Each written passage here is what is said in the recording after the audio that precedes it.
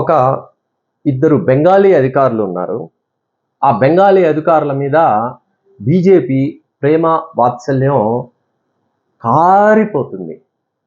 ఎవరా ఇద్దరు బెంగాలీ అధికారులు, ఏమిటా కథ అని కనుక మనం పరిశీలించేటట్టయితే మనోజ్ కుమార్ అగ్రవాల్, సుబ్రతా గుప్తా, వీళ్ళిద్దరూ కూడా భారత ఎన్నికల సంఘం వీరిని స్పెషల్ ఇంటెన్సివ్ రివిజన్ కోసం ప్రత్యేక అధికారులుగా నియమిస్తే వీరిద్దరూ కలిసి 90 లక్షల మందిని ఓటర్ లిస్టులోంచి తొలగించేసి బీజేపీ గెలుపుకి పూలబాటను పచ్చారు. కాబట్టి ఈరోజు ఈ మనోజ్ బెంగాల్ ప్రభుత్వ ప్రధాన కార్యదర్శిగా నియమితుడయ్యాడు.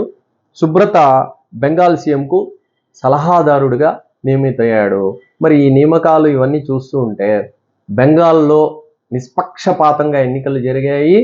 అలానే ఎలక్షన్ కమిషన్ ఆఫ్ ఇండియా నిష్పక్షపాతంగా పనిచేసిందని మీకు అనిపిస్తుందా?